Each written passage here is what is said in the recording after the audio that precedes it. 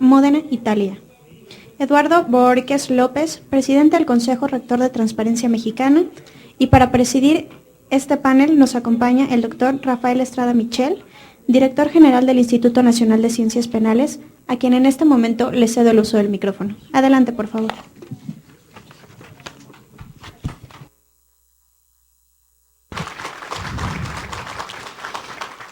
Muchísimas gracias.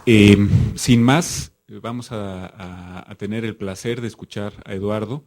Es realmente brillante todo lo que él dice. Le recordaba que que yo tuve el gusto de coincidir con él en una mesa hace tiempo cuando la muy importante reforma de transparencia a nivel constitucional, y subrayo esto porque faltan muchas adecuaciones en el nivel legislativo secundario, se presentó en nuestro país allá cuando comenzaba la anterior administración. Y bueno, pues fue impresionante lo que dijo él en la Cámara de Diputados frente a numerosos legisladores.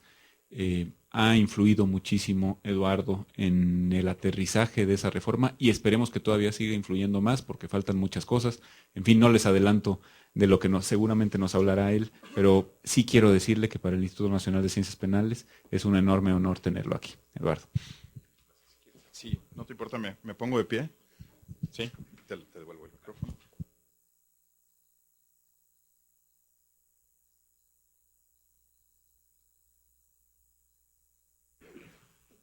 Muy buenas tardes, espero no defraudarlos a ustedes y tampoco a Rafael con tan generosa presentación. Creo que además del honor de estar con ustedes y tengo que empezar con una serie de pequeñas advertencias o disclaimers, como los llaman en inglés, para que me juzguen con rigor, pero también con objetividad. Primero, yo no soy un profesional del derecho, soy un respetuoso seguidor del trabajo de prominentes juristas, pero no soy abogado. Como todos los que se formaron en mi generación en las ciencias políticas y en la administración pública, pues seguimos cursos que tienen que ver con materias que ustedes dominan. Primera advertencia, me gustaría que esta sea una ocasión para abrir un poco el lente más allá de lo estrictamente jurídico y que tengan ustedes una mirada de lo que está ocurriendo en este tema en el mundo, más allá de lo que la propia disciplina y los especialistas están planteando. Entonces es una primera consideración para su juicio objetivo sobre la presentación. Segundo asunto, creo que está el tema, hay distintas maneras también de llamarlo, la sincronicidad, si se ponen ustedes muy junguianos, la temporalidad perfecta de esta ocasión, y creo que hay que subrayarlo. Este espacio se está dando en un momento muy importante para la vida de la República. Lo que se está discutiendo en este momento en la Cámara de Diputados y en la Cámara de Senadores alrededor de las reformas a la Administración Pública Federal, pero también la creación de una Comisión Nacional Anticorrupción, creo que será un asunto en el que todos los presentes deberemos de tomar acción, medida, entender bien, profundizar, porque va a tener más implicaciones para su mundo que para el mío, digamos, mucho más para las ciencias penales, para el derecho y para discusiones que ustedes conocen mejor que yo, que para las nuestras. Yo estoy más metido en la lógica del diseño institucional, de ir imaginando cuál es el entramado macro que debe tener el país, pero hay muchas de estas reformas que seguramente van a tener implicaciones directas en la vida cotidiana de los aquí presentes y de los servidores públicos que también nos acompañan. Yo creo que es importante referirse en este momento a este asunto y creo que es una estupenda ocasión la que nos da el INACIPE. Tercer comentario de entrada, sé que tenemos poco tiempo, es un espacio de 1 hora, así que disculpen ustedes si mucho de lo que hago son, como llaman ahora los muchachos en la oficina, son tweets y no pequeños argumentos, ¿no? Son pequeñas provocaciones intelectuales y no necesariamente un argumento largo y filosófico. Creo que eso nos va a ayudar a movernos en un terreno que no existe en el país, ¿no? Que se está discutiendo en este momento en el país. Y prefiero robarme tiempo para dejar por adelantado algunas de estas advertencias y limitaciones que recibir su duro juicio al final y dejar en una posición incómoda a Rafael por lo que acaba de decir.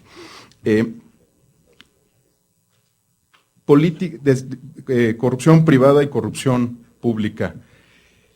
Desde el ámbito de lo jurídico sigue existiendo esa distinción. De hecho, ninguno de los dos conceptos existe en nuestros códigos penales, ¿no? Existe cohecho, existe fraude, existen otras figuras que llamamos genéricamente corrupción y que a veces podemos distinguir como corrupción pública y como corrupción privada. Pero en stricto sensu, corrupción no existe en nuestro Código Penal.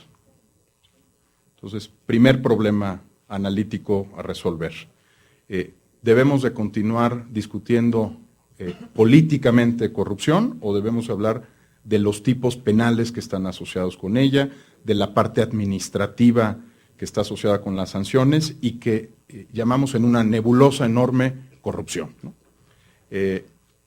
Filosóficamente, desde el punto de vista religioso, absolutamente todas las filosofías y todas las religiones sancionan en su marco axiológico la idea de la corrupción, ¿no? Que es degenerar instituciones, procedimientos, prácticas, cultura, lo que ustedes quieran, ¿no? Digamos, es un proceso degenerativo de los espacios de convivencia social, privada, pública, etc.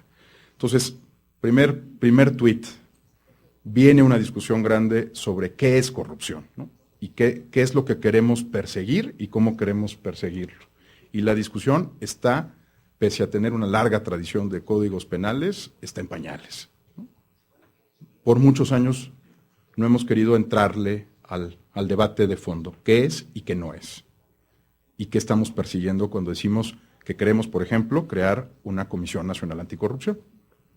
Queremos ir tras el cohecho, queremos ir tras el fraude, queremos hablar de lo público, con mucha generosidad usamos esa expresión, ¿no? Lo público, cuando en realidad estamos hablando de lo gubernamental, o queremos hablar de la interfase entre lo público y lo privado, que es realmente lo público, no me quiero poner filosófico, pero eso es lo público, es el lugar de interfase entre el sector privado y el sector gubernamental, por ejemplo, en el ámbito de las licitaciones, donde se conectan fraude y cohecho, y las dos están ocurriendo.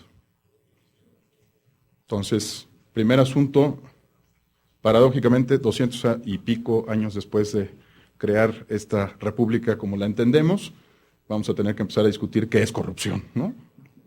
Segundo apunte para futuras conversaciones. ¿Tiene sentido hablar hoy de corrupción pública y corrupción privada? Bueno, les comparto lo que es nuestra definición de trabajo en Transparencia Internacional, y esa definición se ha vuelto la definición del Banco Mundial, del Banco Interamericano de Desarrollo y de muchos otros. La definición, odio hacer estas introducciones como de diccionario, porque ya creo que son como de los 70, ¿no? Decir, vamos a empezar por las definiciones, pero en este caso es imprescindible, ¿no? No estoy hablando de semiótica y semántica. Corrupción hoy, para el sector o la industria que se refiere a estos temas, es el abuso de la confianza depositada por una organización o por el público para obtener un beneficio privado. En ninguna parte aparece la expresión servidor público, ¿verdad? Funcionario de gobierno, empresario. Es el abuso de la confianza depositada en uno o en alguien por un núcleo representativo, una organización, un colectivo, una sociedad, un núcleo poblacional, para obtener un beneficio privado. ¿Por qué tenemos una definición así? Porque es lo que nos permite entender qué tanto es corrupción lo que ocurrió en Enron, en MCI, en General Motors. Como la lista es muy grande, es más grande la lista hoy de los escándalos privados que la de los públicos, pero bueno, pueden ustedes sumar los que quieran, ¿no? En Ford, en Citigroup, en Walmart, y ahí empieza a complicarse el asunto, ¿no? Porque por un lado es el abuso de la confianza depositada por los accionistas de Walmart en la dirección de Walmart, digamos, eso es corrupción, además de ser fraude o abuso de confianza o cualquiera de los tipos que ustedes conocen mejor que yo, de las definiciones, pero cuando Walmart sale a la calle y le dice a un alcalde o a un cabildo, yo te voy a construir una carretera a cambio de que tú aceleres un permiso, ustedes son los abogados, eso es cohecho, ¿no? El quid pro quo es cohecho. Que la oferta la hizo la fundación Walmart y no el corporativo de Walmart, ¿no? Y que al final hay un beneficio aparentemente social, porque se construyó un camino, o se pavimentó una calle, o se remodeló algo alrededor de la cancha de básquetbol del municipio. Pero fue quid pro quo.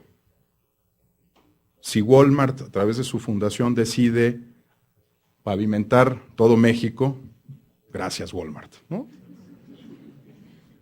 Responsabilidad social a lo grande, ¿no?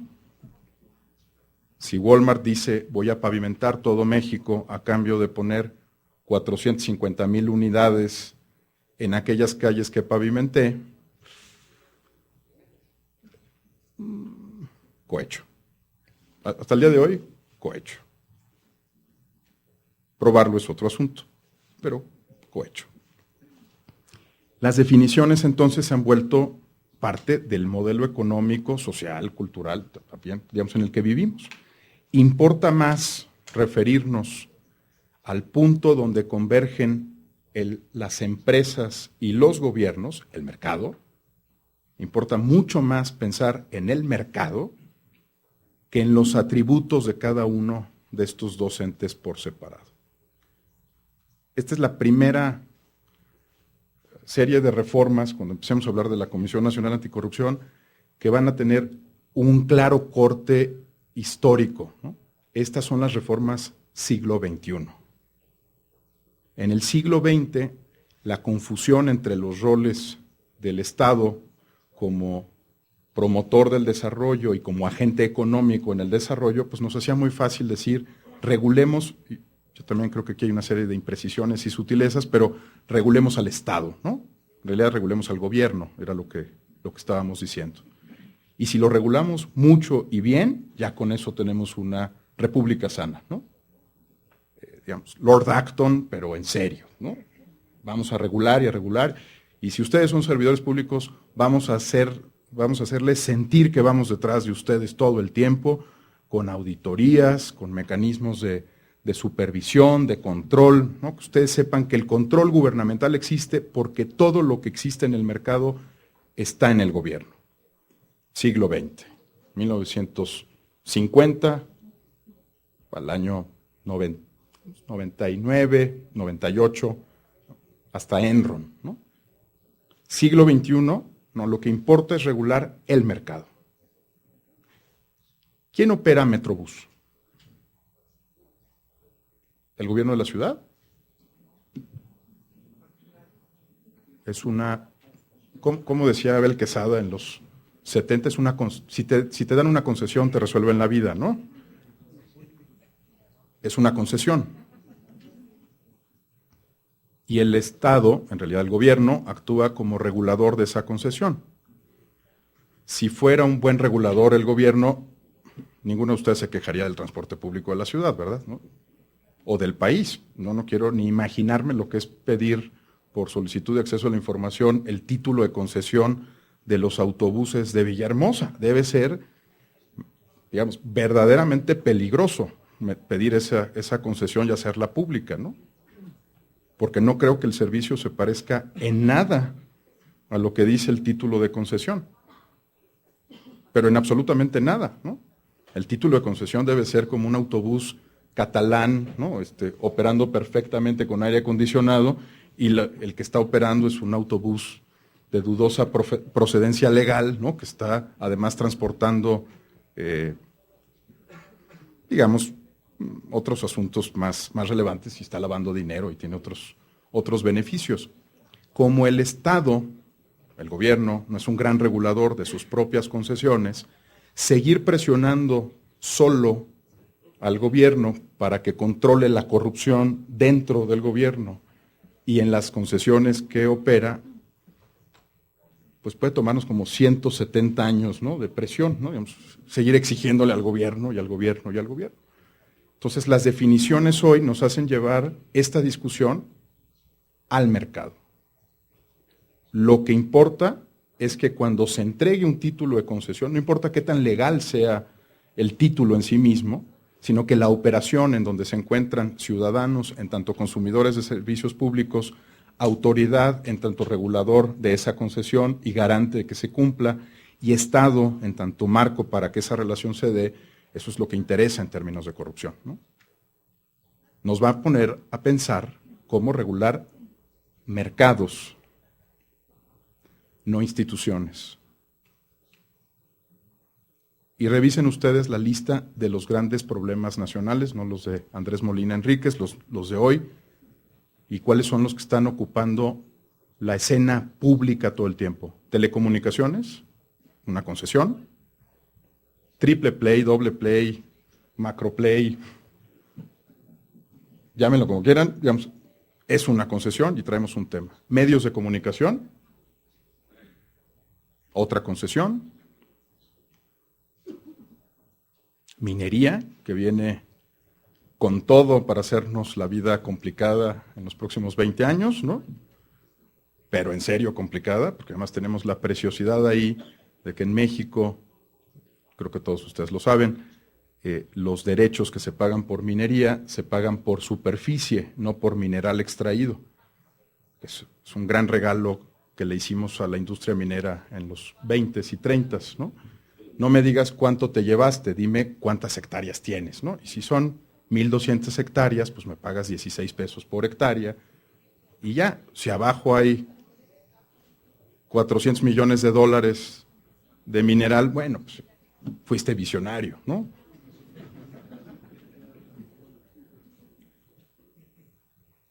Mercados, no instituciones. Insistir en la persecución del servidor público como forma de controlar la corrupción es asunto del siglo XX, no del siglo XXI. Lo que nos preocupa hoy es dónde se encuentran, cómo se encuentran y qué tipo de relaciones se establecen. Por eso es mucho más importante hoy, yo no creo en los códigos de ética, pero en los de conducta sí, me gustan mucho más, son más interesantes, porque describen esos encuentros, ¿no? Si usted es un funcionario de Chrysler y tiene que reunirse con un servidor público, hágalo en una reunión pública, no vaya solo, vaya acompañado de otros 3 funcionarios, no porque eso, digamos, sea un gran candado, sino porque sobornar a 3 es más difícil que sobornar a 1. ¿No? Así está pensado, ¿no?, el código de conducta de Chrysler, ¿no? Y si van 5, pues más complicado, y si la reunión es pública, más complicado. Y no es que estemos transparentando la gestión solo para encontrar, por ejemplo, licitaciones en YouTube, ¿no? Digamos, todo el mundo sabe que la licitación no deja de ser un acto simbólico, procedimental, y que las licitaciones se dirigen antes de que empiece el proceso. Todos pueden actuar en el proceso. De hecho, podríamos tener un pequeño premio al mejor performance en una sesión de licitación filmada y que está en YouTube. Les recuerdo que CFE invirtió varios millones de pesos en subir sus licitaciones a Internet para que las pudiéramos ver en video. Sí, pero ahí no está el problema, ¿no? Ese no es el mercado. Esa es la representación del procedimiento que permite entregar una concesión o adquirir un bien o un servicio en el mercado. Pero eso no es el mercado. Se parece, pero no es. Corrupción, entonces, público y privada, ya no. Abuso de la confianza depositada en alguien para obtener un beneficio privado. Último tuit sobre la comisión y su diseño.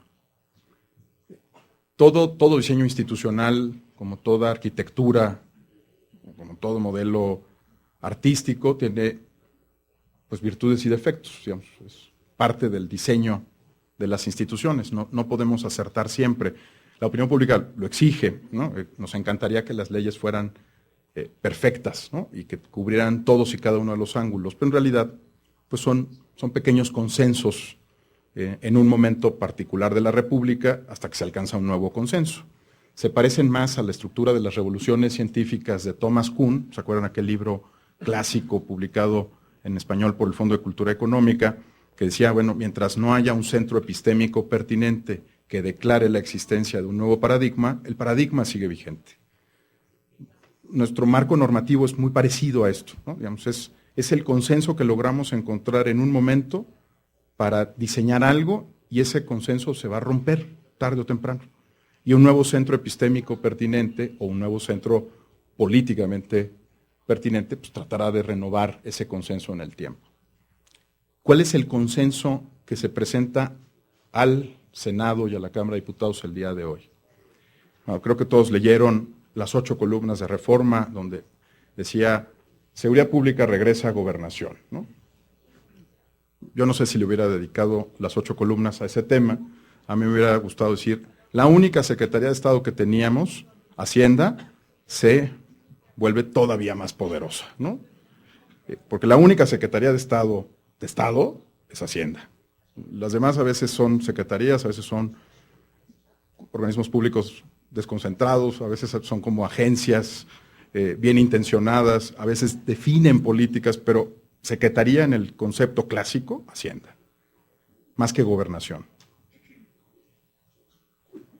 Bueno, ¿qué estamos haciendo y qué se está proponiendo en este momento al país? Pues discutir si desaparecemos una secretaría especializada en el control interno y todo aquello que no sea control interno lo mandamos a Hacienda. Eso es lo que nos propusieron discutir estos días como República, ¿no? No la desaparición de la Secretaría de la Función Pública. Ese, con toda sinceridad, es un tema poco interesante. Es dónde quedan las facultades que tenía o que tiene esa Secretaría, dónde las vamos a ubicar y con qué propósito estratégico. Unidad de compras gubernamentales, ¿dónde la vamos a meter? ¿Se la vamos a mandar a Hacienda? O sea, ¿Hacienda va a entregar los centavos y los va a gastar? ¿O va a definir las políticas? Bueno, si esa es la decisión de la República, adelante, ¿no? Modernización del Estado y de la administración pública, otro asunto que lleva la Secretaría de la Función Pública. Si lo debe llevar Hacienda, bueno, perfecto, ¿no? Entonces, Hacienda entrega los recursos y moderniza la administración. Tema 3. Políticas que son aburridísimas, ¿no? Cuando uno recibe el oficio, pero que le dan coherencia a la administración pública y que tenían detrás de ellas, por ejemplo, la de género, que en algún momento se alejó en la Secretaría de la Función Pública, y no se alojó ahí porque, digamos, el secretario Vega fuera especialista en política de género, sino porque tenía el brazo del control para hacer que la política se cumpliera, ¿no? No metes la política de género, tengo mi brazo de control para hacer valer esa política. En Hacienda sería el dinero, ¿no? Si decidimos que ciertas políticas las debe de plantear Hacienda y acompañarlas de incentivos más que de sanciones, es perfectamente razonable lo que estamos escuchando. Y al ladito, otra reforma. Vamos a crear un órgano constitucional autónomo que se encargue exclusivamente del combate a la corrupción. Con las definiciones cambiantes que acabamos de describir, pues se requiere una nueva discusión sobre los tipos penales, ¿no? Y una nueva discusión sobre lo que yo creo que es tal vez el tema más importante que se pueda discutir en las próximas semanas, años en el país, que es el régimen de responsabilidades. ¿Quién es responsable de qué y cómo traducimos esa responsabilidad en un acto jurídico que deje satisfecha a la República? Pongo un ejemplo y cierro con ello. Invertimos mucho tiempo en ver quién designa ¿A quién? ¿No? Es como un gran... Seguramente le tienen que dedicar mucho tiempo a todo esto, ¿no? ¿Quién designa a quién? Es una como preocupación de todos los mexicanos. Es que si lo nombra el presidente, pero no objeta el Senado, lo ratifica el Senado, es completamente diferente. A ver, espérenme. ¿Quién ha sido responsable alguna vez de una designación? Responsable. Una vez que el otro tomó posesión y ejecutó lo que tenía que ejecutar, ¿quién es responsable? ¿Quién lo nombró? ¿Alguna vez en la historia del país alguien ha ido a decirle a los diputados que nombraron, al que ustedes quieran, a Pepe Woldenberg o a Luis Carlos Ugalde, alguna vez los hemos ido y les hemos dicho, oiga, ¿usted se acuerda que votó por José Woldenberg para presidente del Instituto Federal Electoral? Mire cómo nos salió de bien o de mal, ¿no? Hay un principio generalizado de irresponsabilidad. Entonces el problema no es la designación. Podemos dejar de invertir tanto tiempo en ese tema, ¿no? Que designen como quieran, pero que el que asuma el cargo sea responsable de entregar los resultados que plantea el marco jurídico. Es mucho más importante, aquí se sabe cuando se maneja el tema del ingreso a las policías, es mucho más importante monitorear al policía cuando ya está en la corporación que ponerles reglas bien difíciles para entrar, ¿no? Podríamos decir, 1,95 m, apiñonado, de ojos olivo, y a lo mejor hay 100 personas que lo cumplen, ¿no? Y el 1,95 se convierte en 200 kilos apiñonados y de ojos color olivo, ¿no? Es mucho más importante eso, pero la República se desgasta en la primera parte, ¿no? En ver a quién nombra y de qué. No. La verdad es que creo que son como falsos dilemas de la República. Y en la comisión, lo que necesitamos entender muy bien es qué esperar de ella. No quiénes son los 5 elegidos y si son abogados o ingenieros. Supongo que ustedes prefieren que sean abogados, pero no voy a hablar de ingenierías y auditorías. Yo no quiero que sean politólogos, eso sí, estoy convencido que no deben de ser politólogos. Es más importante cómo vamos a medir si funciona o no. 3 pistas y cierro. 1, si está acompañado de un asunto muy importante que es la prescripción del delito, los delitos de corrupción tal y como queden tipificados. Si vamos a hacer como en algunas legislaciones estatales prescripción del delito en 2 años, pues no llega ni a la cuenta pública, ¿no? Cuando llegan las observaciones ya prescribió el delito. ¿Para qué? No pueden ser menos de 10 años. Si son menos de 10 años, estamos jugando a la política. Cuando pierdas toda tu protección, seguirás siendo elegible de una investigación penal. Cuando ya tus cuates no estén aquí y allá y acullá. Segundo asunto, ¿cómo se determina un caso relevante para la comisión? Me voy a arriesgar frente a ustedes, voy a decir, la denuncia es solo un mecanismo anticuado para el tema de control de la corrupción. Aunque yo sé que en nuestro discurso político todos decimos que los ciudadanos denuncien, ¿no? Es mucho más importante lo que hace el Departamento de Justicia norteamericano. Si es un asunto que está publicado en medios de comunicación y que atenta contra la República, se inicia una investigación. El Departamento de Justicia en los Estados Unidos puede iniciar una investigación contra General Electric, de hecho lo hizo, por un asunto publicado en la prensa egipcia, no en el New York Times. Porque aunque esté en la prensa egipcia, afecta la estabilidad y la gobernanza en los Estados Unidos de un corporativo como General Electric. Entonces, mucho más importante es cómo van a escoger los casos. Mucho más importante que tener mecanismos increíbles de denuncia, ¿no? Fáciles, por internet, por una app, lo que ustedes quieran. Tercera y última pista, ¿cómo vamos a manejar la expectativa social? ¿Qué es importante combatir en términos de corrupción para la República? ¿El caso de ABB-CFE ¿O el caso de Siemens? ¿Los casos de Pemex? ¿Cuál de todos? ¿Y por qué? ¿No? ¿Y cómo vamos a, por primera vez en la historia, tratar de dejar satisfecha una opinión pública que quiere resultados correctamente? Siempre, ¿no? A algunos nos preocupa mucho Siemens, a otros les preocupa mucho ABB, a otros les preocupa mucho CFE, a otros les preocupa mucho Pemex, ¿no?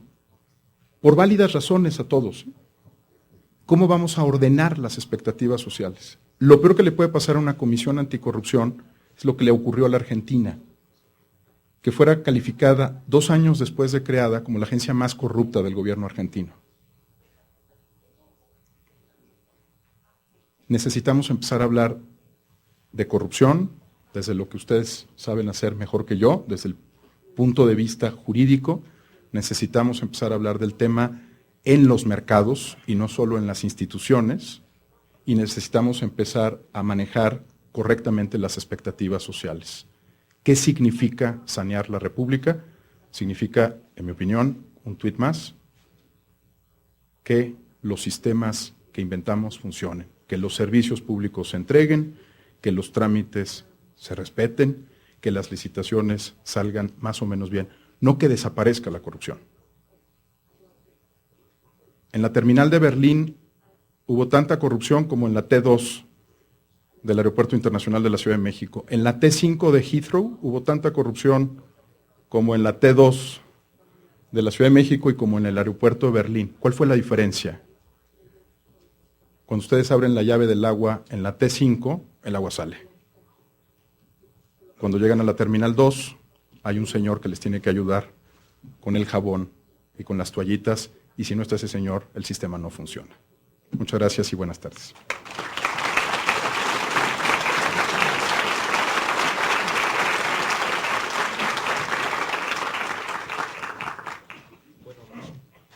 De Eduardo Borges y de Transparencia Mexicana hemos aprendido los funcionarios públicos a que en este tema de la transparencia tenemos que irnos con cuidado porque tenemos que rendir cuentas en cuanto a cuando expresamos nuestras opiniones, etcétera, ¿no? Y creo que yo estoy rindiendo muy buenas cuentas de la opinión que me permití rendir porque me permití expresar, porque, bueno, ya vieron ustedes la calidad. De veras, de nueva cuenta, muchísimas gracias a Eduardo. Y también muchas gracias a Luigi Fofani. Hemos tenido ocasión de conversar con él, de disfrutar su sapiencia, su buen sentido común. Y bueno, pues ahora vamos a escuchar lo que tenga que expresarnos el profesor de la Universidad de Módena sobre el tema de corrupción privada y pública desde una perspectiva interesantísima que es no solo la italiana, sino también la europea. Luigi. Gracias. A ver.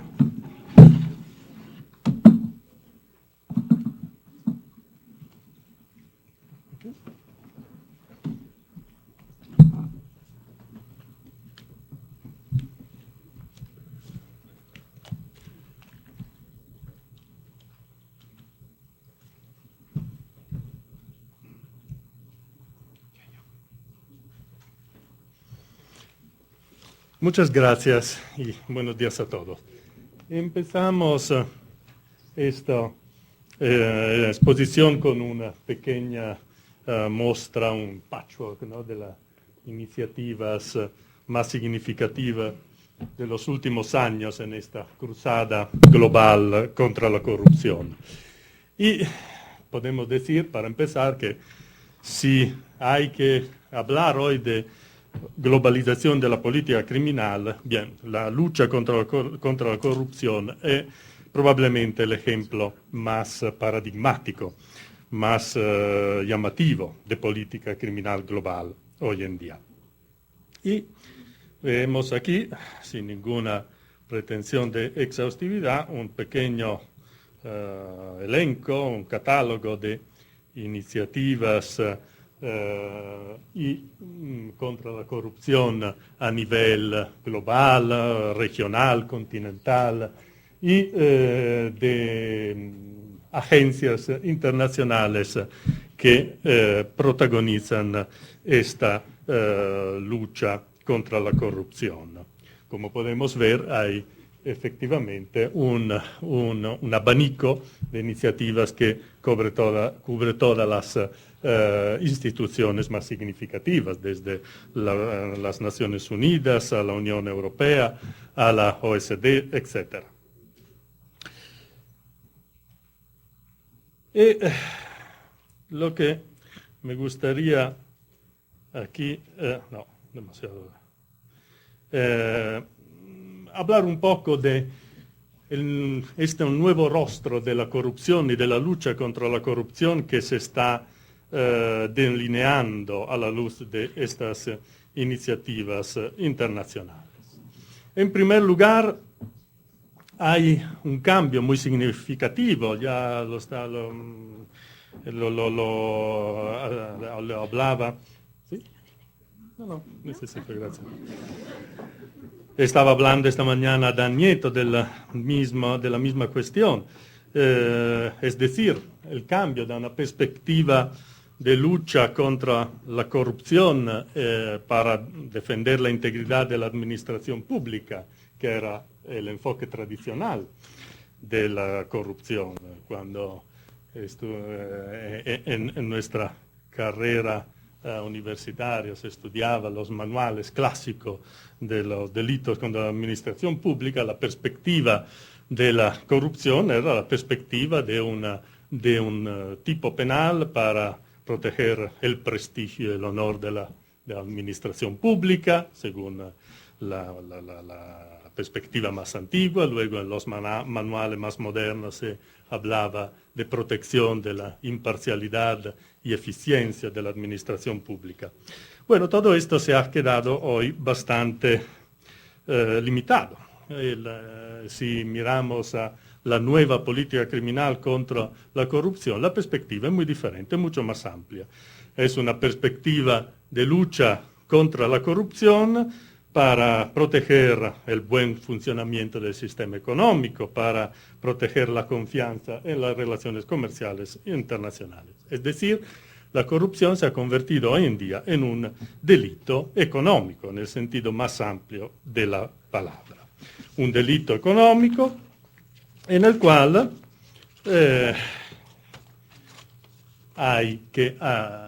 se manifiestan toda una característica de perjuicio para la economía que derivan de la corrupción. Distorsión del esfuerzo productivo. Los productores buscan rentas, oportunismo y ganancias excesivas. Creación y perpetuación de monopolios y oligopolios. Se producen bienes y servicios en cantidades insuficientes, de menor calidad o más costosos.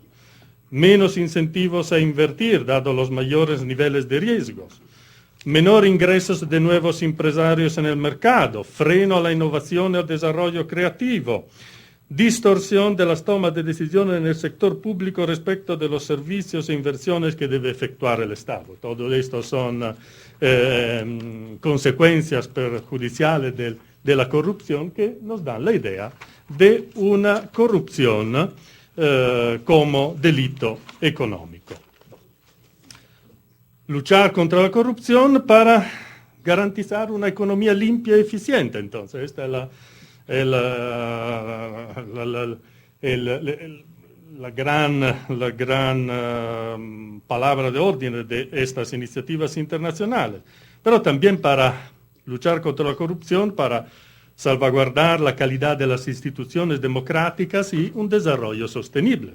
Este tipo de preocupación lo podemos ver muy bien, sobre todo en la premisa de la Convención de Naciones Unidas del 2003, de la Convención contra la Corrupción, Convención de Mérida de 2003, donde leemos, como se subraya, las graves amenazas que plantea la corrupción para la estabilidad y seguridad de las sociedades, al socavar las instituciones y los valores de la democracia, la ética y la justicia, y al comprometer el desarrollo sostenible y el imperio de la ley.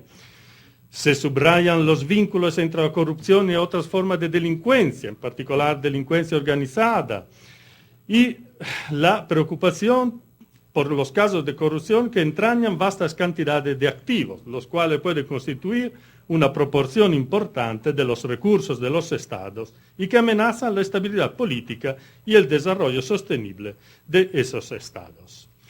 Bueno, como podemos ver, es una perspectiva de lucha contra la corrupción que pone en juego la protección del sistema económico, pero también, al final, la calidad y el desarrollo del sistema democrático. Y esto es el primer punto que hay que subrayar. Entonces, un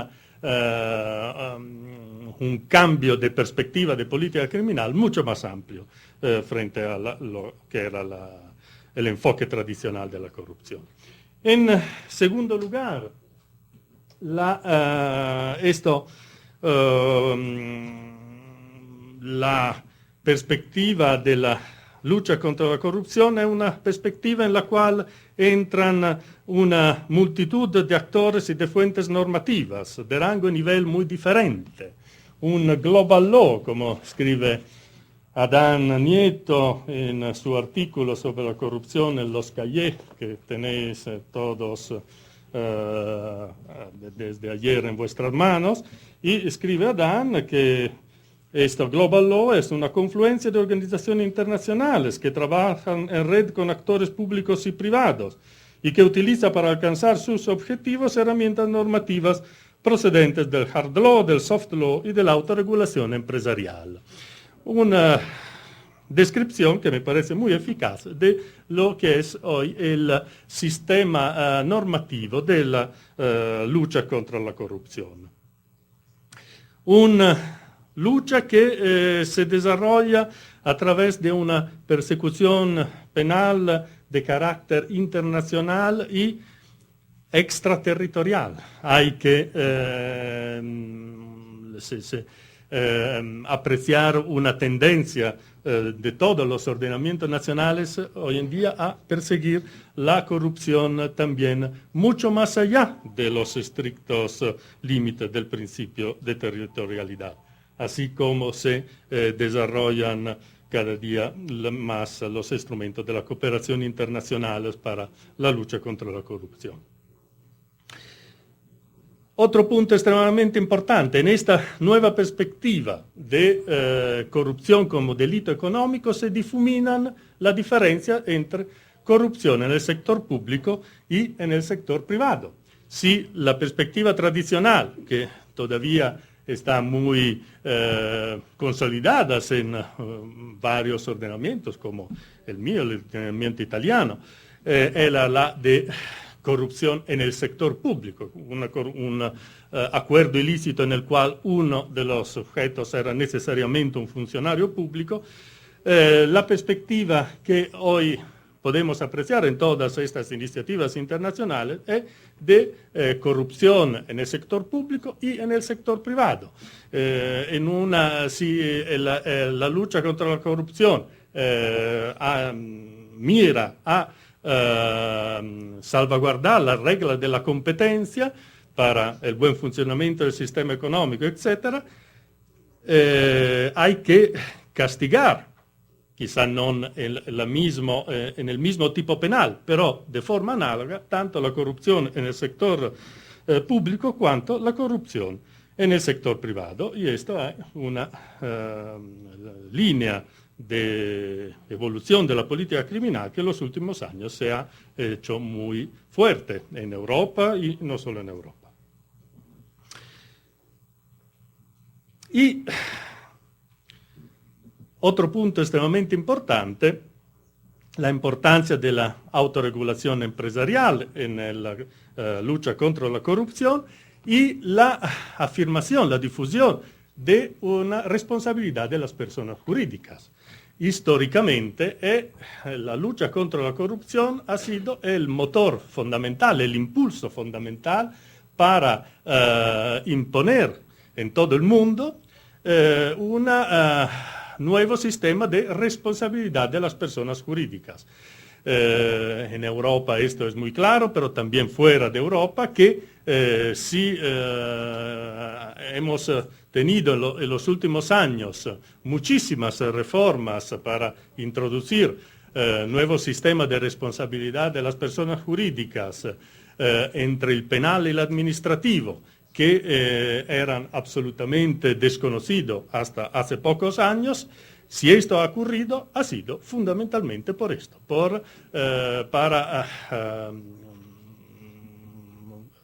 reforzar el sistema de la lucha contra la corrupción. Luego se han añadido, sobre todo en Europa, muchas más instancias político-criminal. Hoy a nivel de la Unión Europea no hay decisión marco, directiva de carácter político-criminal que no hagan referencia a la necesidad de una responsabilidad de las personas jurídicas en relación a una gran cantidad de tipos delictivos. Pero la origen de este movimiento ha sido exactamente esto, responsabilidad de las personas jurídicas para sostener, reforzar el sistema de la lucha contra la corrupción. Bueno, seguimos adelante. La perspectiva de estas iniciativas internacionales es extremadamente amplia. Cuando se habla de corrupción, en realidad se hace referencia a muchos tipos delictivos, del cohecho, al tráfico de influencia, malversación de caudales públicos, prevaricación, etc. Vamos adelante. Y es interesante subrayar cómo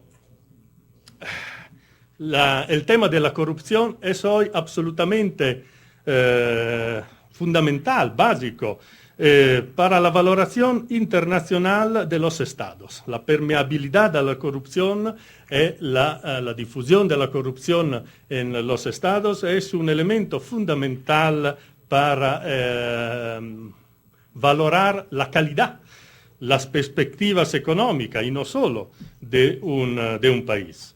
Y aquí esta es una tabla de la Transparencia Internacional, índice de percepción de la corrupción en el mundo, que es muy interesante. Aquí tenemos un ranking de los buenos y los malos en materia de corrupción, de los países fiables y de los no fiables.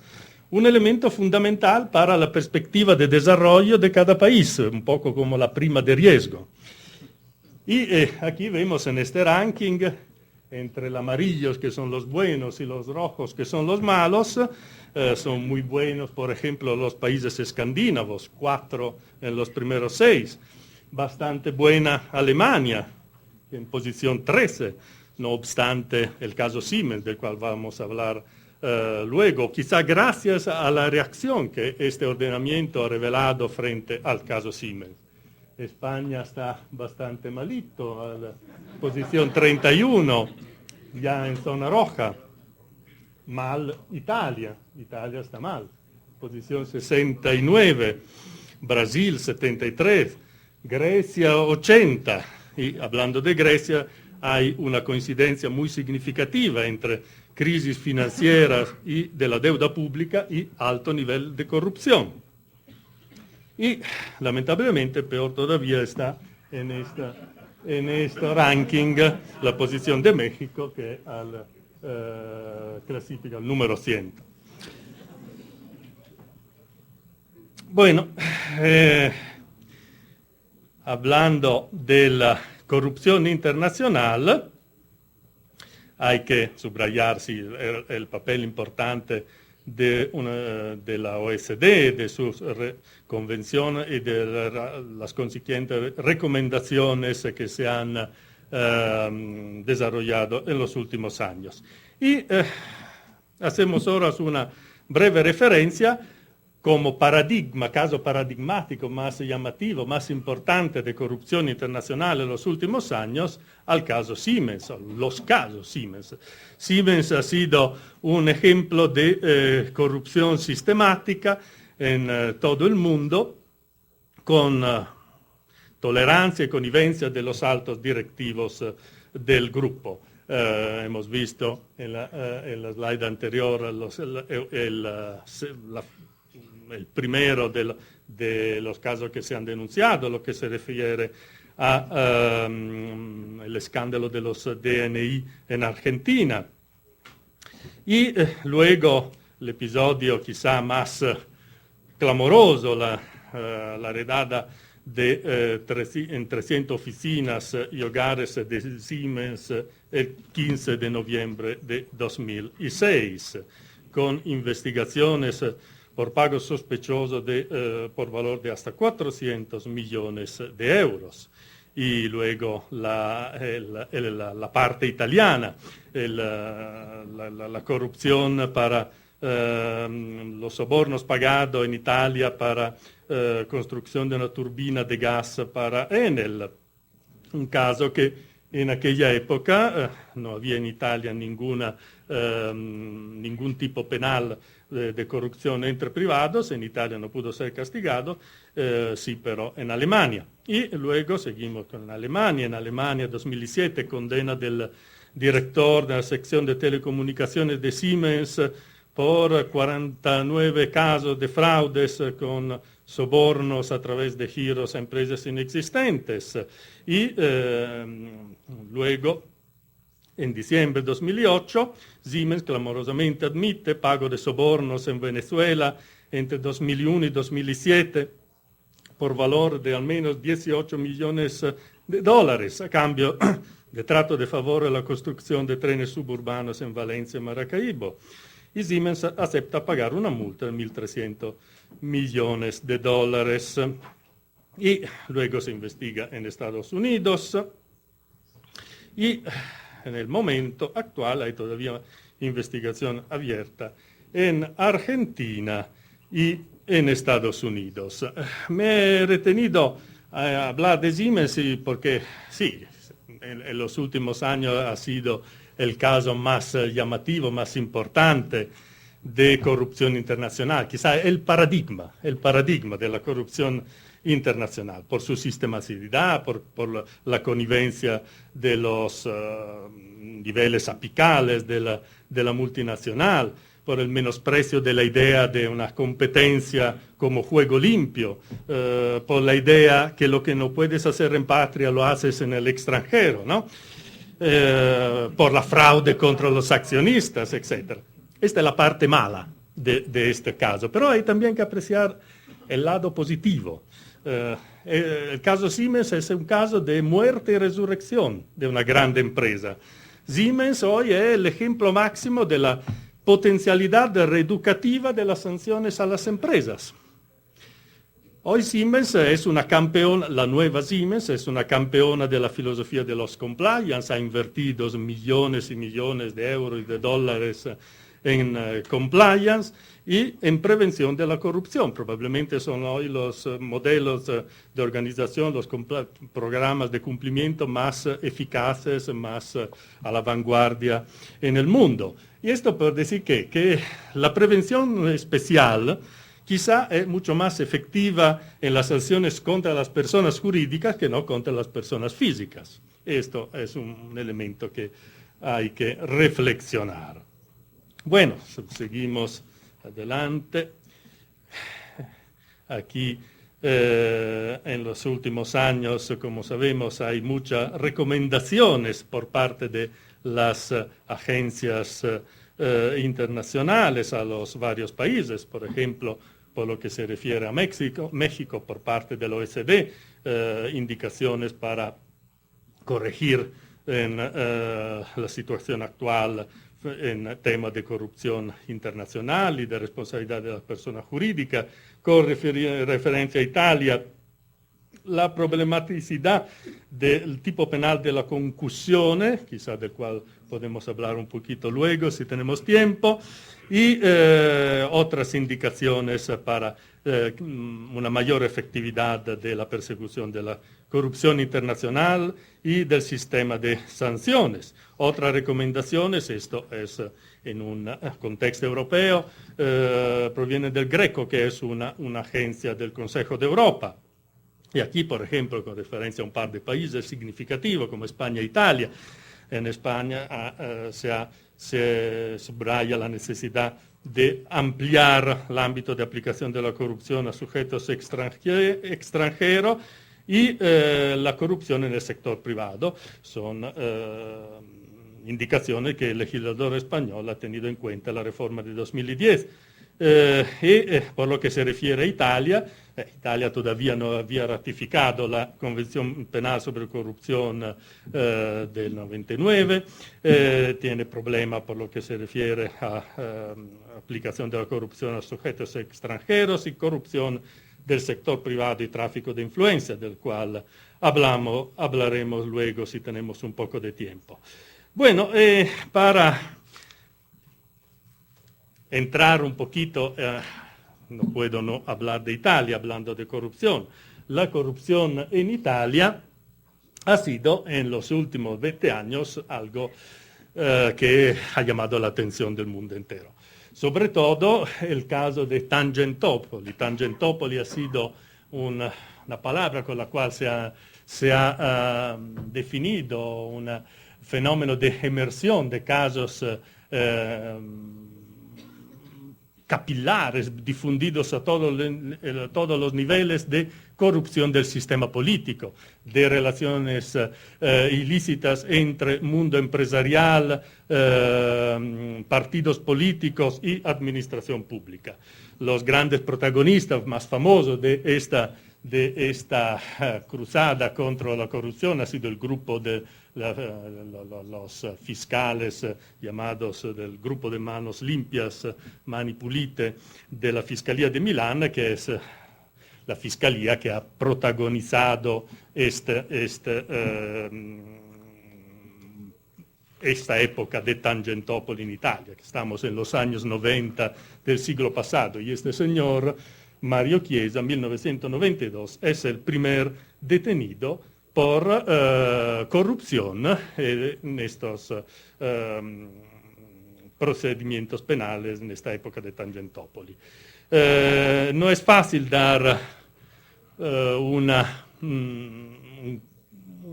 indicaciones claras sobre las dimensiones de este fenómeno de Tangentopoli en Italia, pero según datos publicados, por ejemplo, por el Corriere della Sera, hay con más de 2.500 imputados, 1.400 han sido condenados, una cantidad imponente de procedimientos penales en esta época.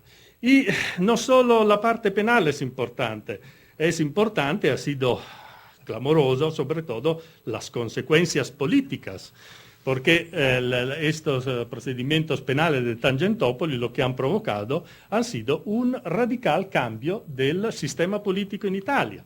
Han desaparecido todos los partidos tradicionales y eran partidos con mucha historia, la Democracia Cristiana, el Partido Socialista, desaparece también el Partido Comunista, todos los partidos políticos tradicionales desaparecen y se crean nuevos partidos políticos, empezando por Forza Italia de Silvio Berlusconi, 1994. Bettino Craxi, esta imagen, el primer ministro de Italia, que ha sido quizá la víctima política más importante, más famosa de esta época. Luego se huyó del país, se fue en Tunisia y allí ha muerto hace algunos años.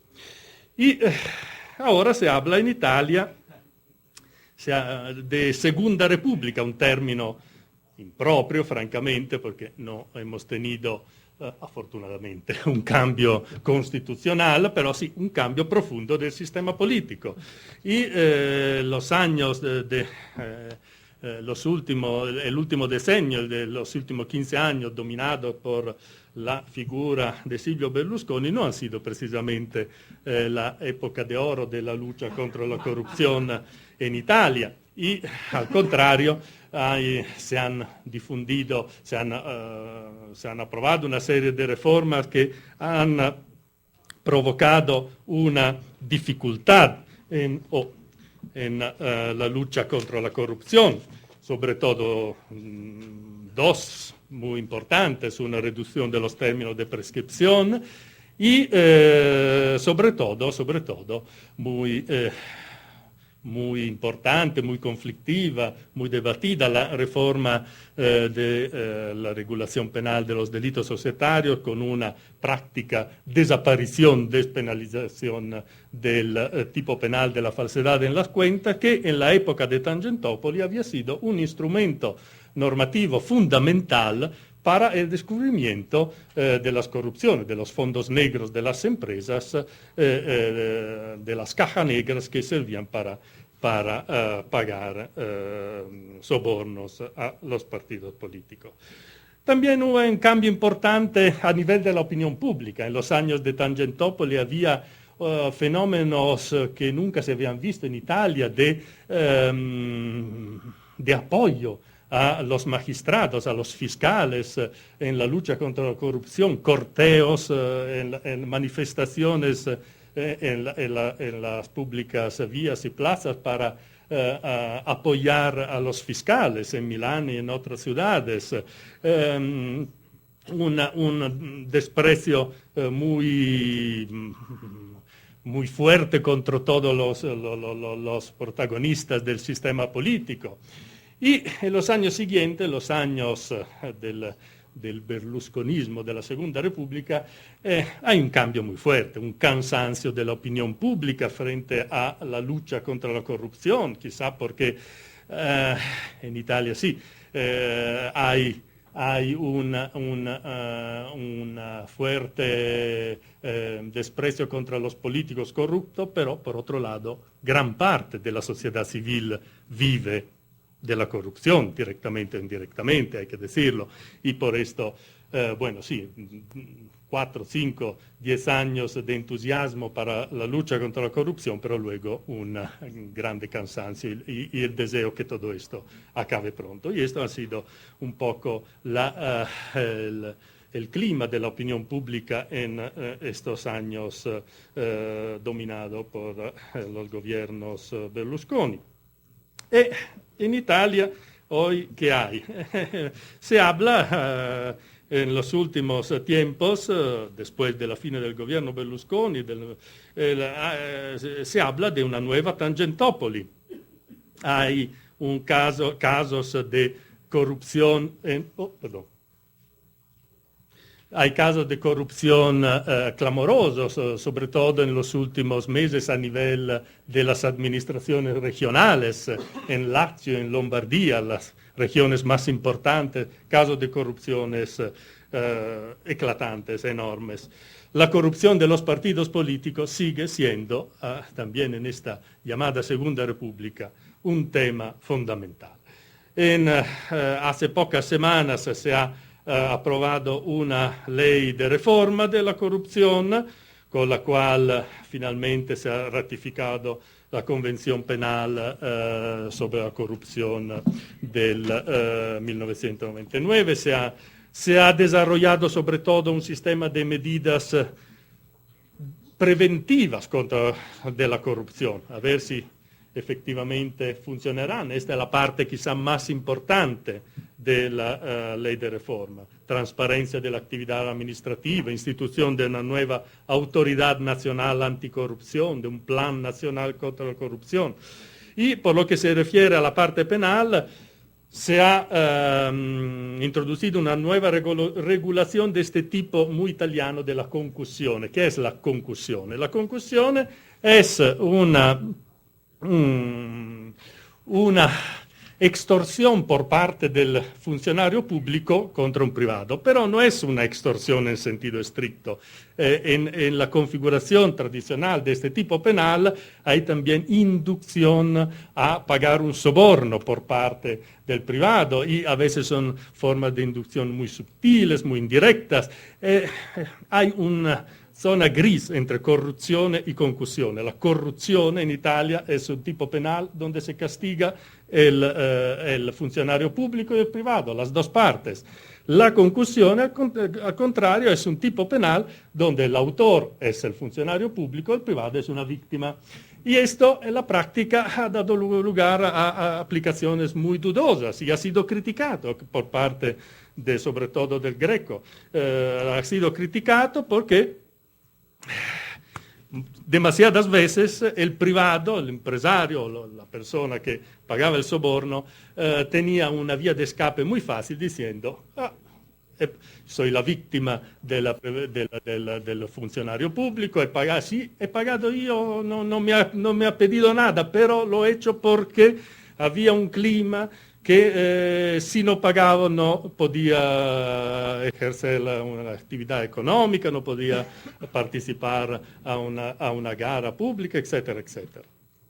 Bueno, hoy se ha modificado este tipo penal y la nueva concussione es prácticamente solo extorsión en sentido puro y la forma de inducción por parte del funcionario público a pagar un soborno por parte del privado, ahora entran en un nuevo tipo penal de inducción a la corrupción. Todo esto es una parte importante de esta reforma, así como la nueva incriminación del tráfico de influencia y, puesto un poco de punto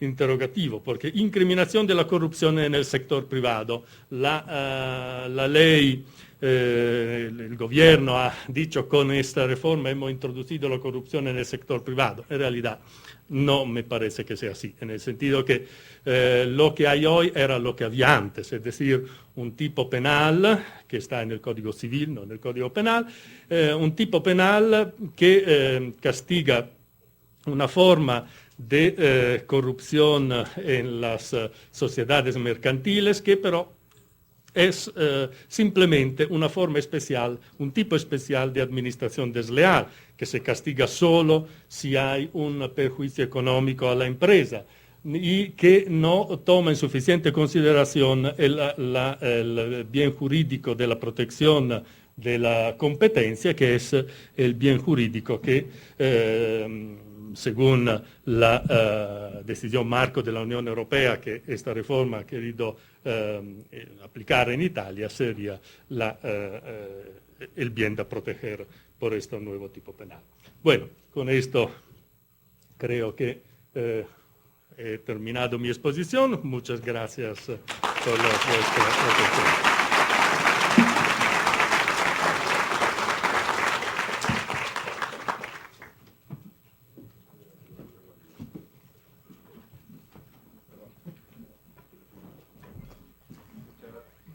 Gracias, Luigi, que es profesor en la Universidad de la ciudad natal, si no mal recuerdo, de Luciano Pavarotti, así es que acabamos de escuchar un auténtico do de pecho en el desarrollo de nuestro congreso.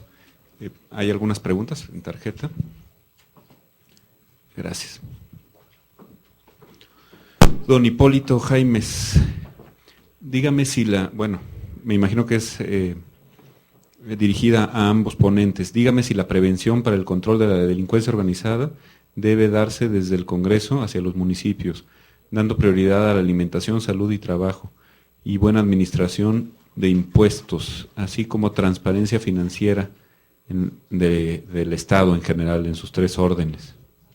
¿Quieres que recojamos varias? Si quieren, y hacemos respuestas globales, ¿no?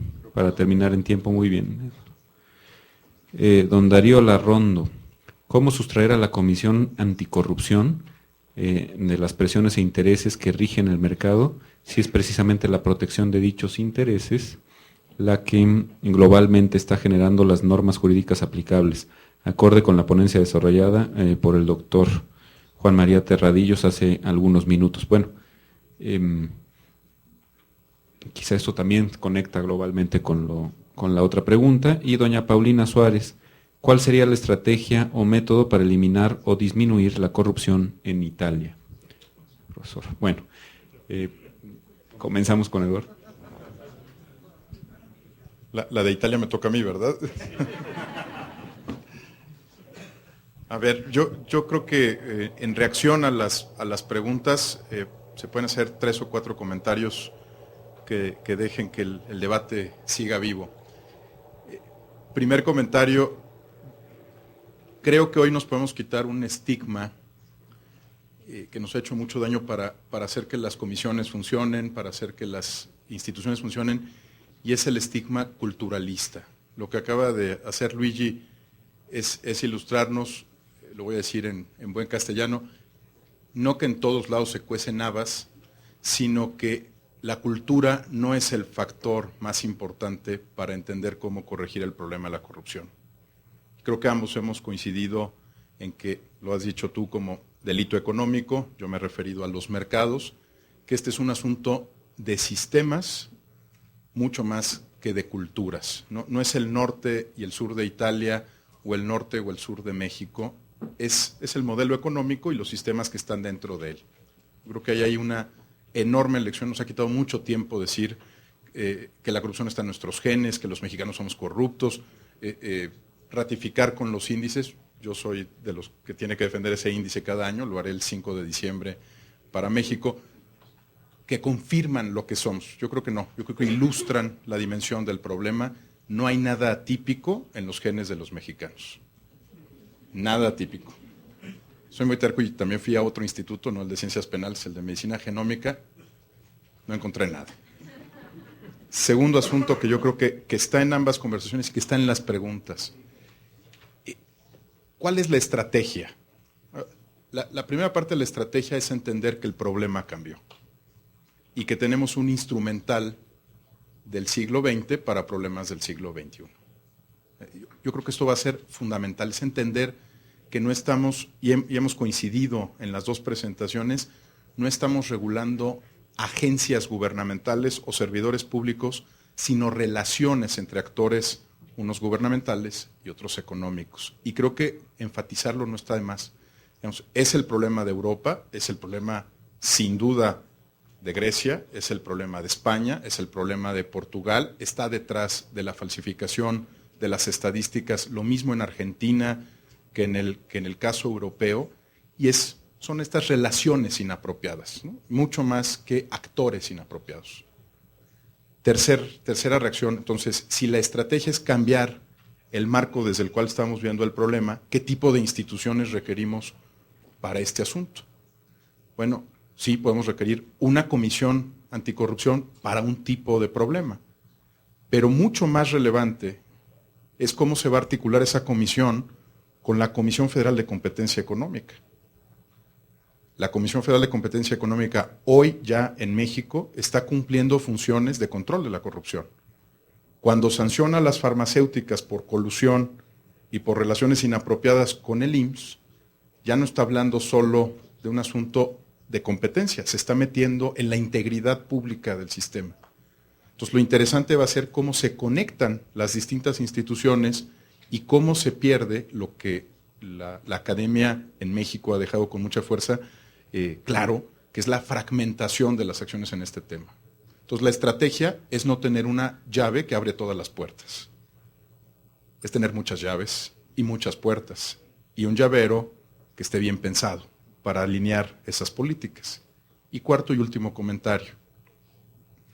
Tengo la impresión de que también en la presentación de Luigi, y por la naturaleza del modelo económico global y mexicano, ni siquiera me voy a sumar al cliché muy viejo del consenso de Washington, ¿no? De las políticas neoliberales.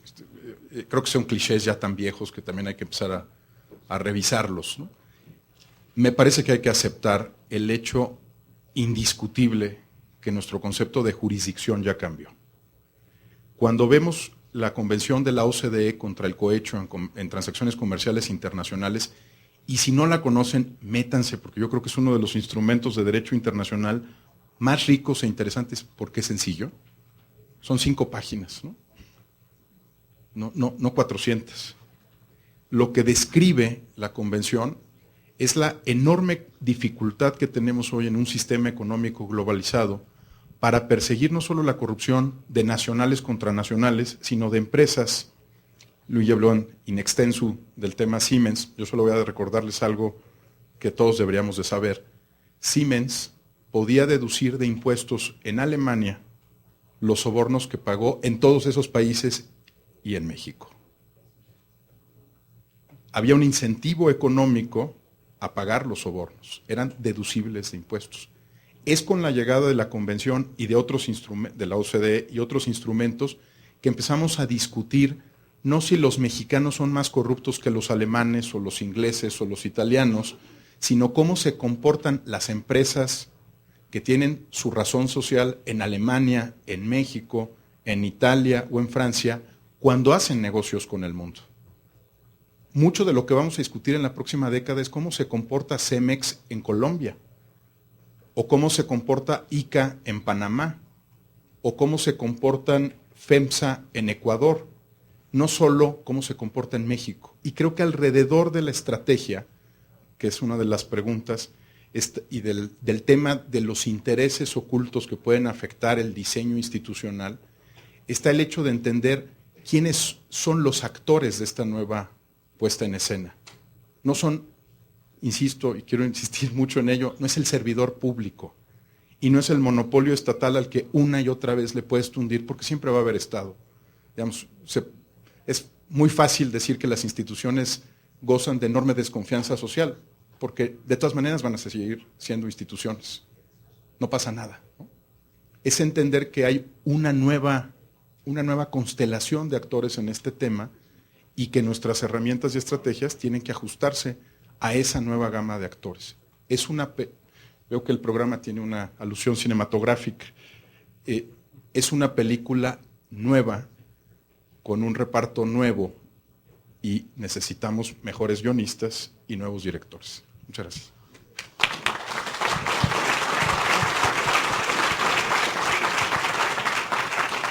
Luigi Fofano.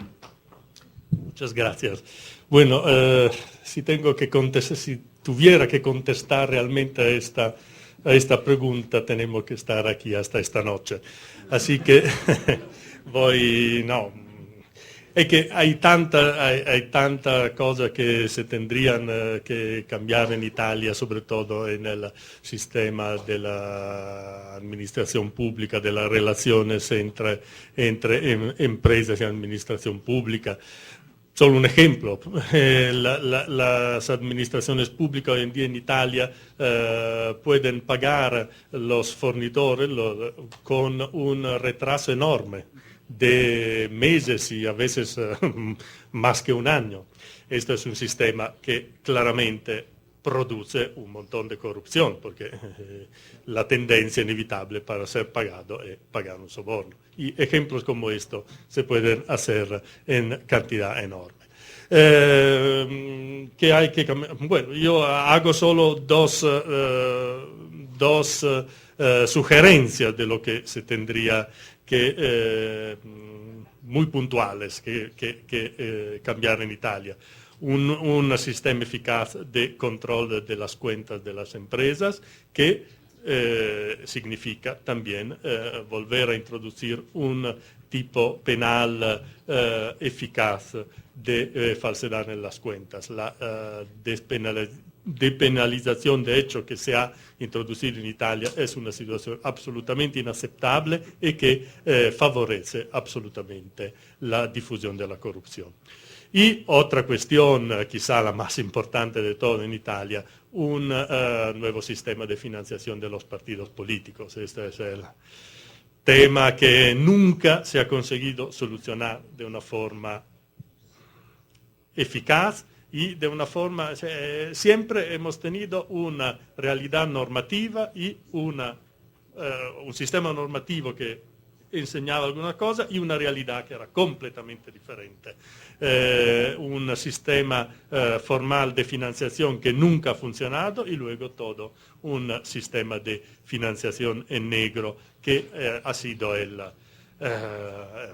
motor fundamental de la corrupción y que con Tangentopoli se ha rivelado de una forma clamorosa y que pero también sigue hoy en día como y antes de Tangentopoli. Esto es un problema que nunca el legislador ha sabido o podido solucionar de una forma eficaz.